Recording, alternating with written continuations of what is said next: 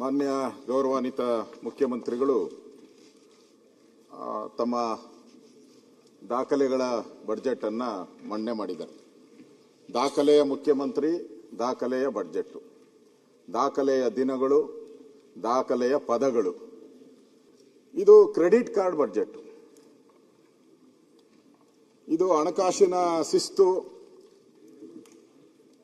ಪಾಲನೆ ಇಲ್ಲ.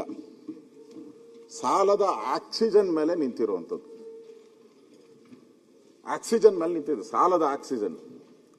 ನಮ್ಮ ಡಾಕ್ಟರ್ಗಳು ಇಲ್ಲ ಬಂದಿಲ್ಲ, ಡಾಕ್ಟರ್ಗಳು ಹೇಳ್ತಾರೆ, ಈ ಪೇಷಂಟ್ ತಾವು ಹೆಲ್ತ್ ಮಿನಿಸ್ಟರ್ ಆಗಿದ್ದು, ಏನೋ ಸ್ವಲ್ಪ ಅತಂತ್ರ ಆಗ್ತಾನೆ, ಅವ್ರ ಪೇರೆಂಟ್ಸ್ ಎಲ್ಲ ಬಂದು ಗಲಾಟೆ ಮಾಡ್ತಾರೆ ಅಂದಾಗ ಏನ್ ಮಾಡ್ತಾರೆ, ಮೆಲ್ಲಗೆ ಶಿಫ್ಟ್ ಮಾಡ್ಬಿಡ್ತಾರೆ, ವೆಂಟಿಲೇಟರ್ಗೆ ಶಿಫ್ಟ್ ಮಾಡ್ಬಿಡ್ತಾರೆ. ಪೇರೆಂಟ್ಸ್ ಬಂದಾಗ ಹೇಳ್ತಾರೆ, ಇಲ್ಲ ಏನ್ ಪರವಾಗಿಲ್ಲ, ಇದಾರೆ, ಬದುಕಿದ್ದಾರೆ ಅಂತ. ಡಾಕ್ಟರ್ ಗೊತ್ತಿದೆ ಸತ್ತೋಗ್ಬಿಟ್ಟಿದೆ ಕೇಸು ಅಂತ. ಆದ್ರೆ ಅವ್ರಿಗೆ ಹೇಳೋಕ್ಕೋಸ್ಕರ 2 ದಿನ 3 ದಿನ 4 ದಿನ ಎಷ್ಟು ದಿನ ಬೇಕಾದ್ರೂ ವೆಂಟಿಲೇಟರ್ ಇಟ್ಕೊಂಡಿರ್ತಾರೆ. ಹಂಗೆ ಈ ವೆಂಟಿಲೇಟರ್ ಅಲ್ಲಿ ಆಕ್ಸಿಜನ್ ಅಲ್ಲಿ ಉಸಿರಾಡ್ತಾ ಇರುವಂತ ಬಡ್ಜೆಟ್ ಇದು.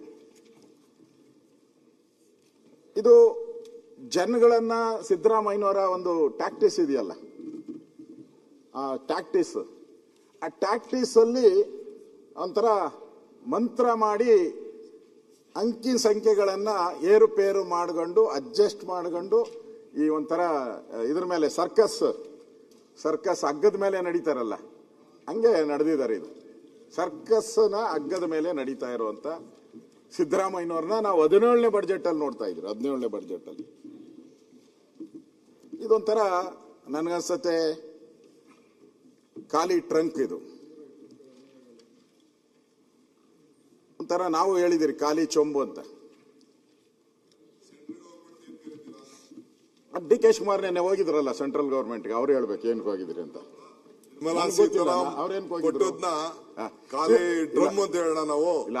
ಇಲ್ಲ ಡಿ ಕೆ ಶಿವಕುಮಾರ್ ಅವ್ರು ಖಾಲಿ ಚೊಂಬೆ ಒಪ್ಕೊಳ್ಳೋಣ ಅಂತ ಏನೋ ಚೊಂಬು ರೆಡಿ ಮಾಡ್ಕೊಂಡು ಬಜೆಟ್ ಓದಕ್ಕಿಂತ ಮುಂಚಿತವಾಗಿ ಚೊಂಬು ರೆಡಿ ಮಾಡ್ಕೊಂಡು ಇಟ್ಕೊಂಡಿದ್ರ. ಬಜೆಟ್ ಓದ್ಮೇಲೆ ಬೇಕಾದ್ರೆ ಮಾರ್ಕೆಟ್ ಇಂದ ತರಿಸಿದ್ರೆ ಪರವಾಗಿಲ್ಲ, ಮುಂಚಿತವಾಗಿ ಪ್ಲಾನ್ ಮಾಡ್ಕೊಂಡು ಬಂದಿದ್ದೀರಾ ಅಂತಂದ್ರೆ ನಿಮ್ಮ ಭಾವನೆ ಹೆಂಗಿದೆ ನೋಡಿ.